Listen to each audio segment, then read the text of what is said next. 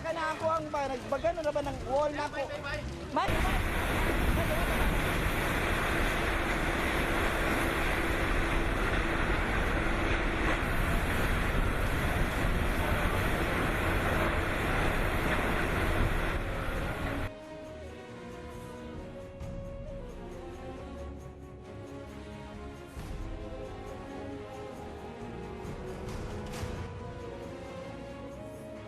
Terrifying power.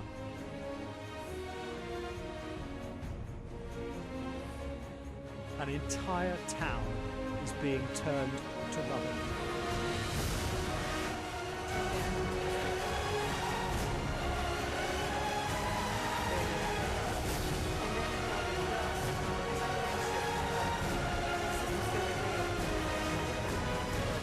Of Abu Sayyaf in the city jail.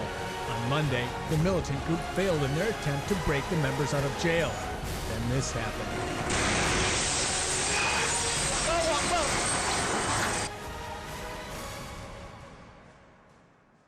Hindi natin maiiwasan ang mga kalamidad kapag dumarating.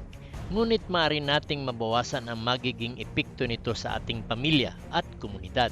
Napakahalaga na tayo mismo sa ating pamilya at sa komunidad na maging handa at ligtas sa anumang kalamidad na maaring dumating. Ang mga kalamidad tulad ng sunog, bagyo, baha, tsunami, lindol at terorismo ay maaring biglang dumating. Ang Pilipinas ay paboritong daanan ng mahigit 30% ng mga bagyo sa buong mundo kada taon. Tayo ay nasa tabi mismo ng Pacific Ring of Fire na sanhi ng mga paglindol at nasa tabi rin tayo ng Pacific Ocean sa posibleng tsunami. Ang pagbabago ng klima o climate change ay binabago rin ang kaligtasan. Siyempre, mahal natin ang ating pamilya at ang komunidad kung saan tayo ay nakatira. Kaya naman inililigtas natin sila sa kapahamakan kung may kalamidad. Sila rin ang dahilan ng ating paghahanda. Ang paghahanda sa kalamidad ay upang mabawasan ang epekto nito sa ating pamilya at komunidad. Panoorin ninyo ang mga sumusunod na video slides tungkol sa paghahanda sa kalamidad.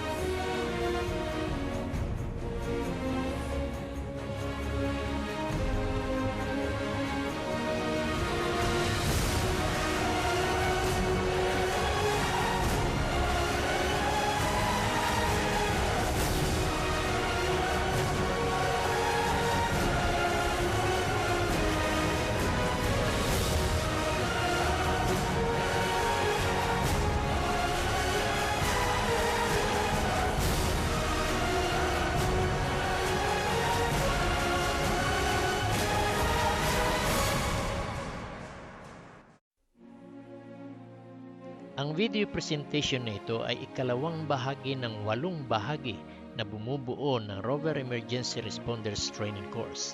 Sinadya namin na unang ipalabas ang bahaging ito dahil sa kahalagahan ng paghahanda sa posibleng paglindol sa kahabaan ng Marikina Fault sa National Capital Region. Magsipaghanda tayo at manalangin sa basbas ng Amang Diyos.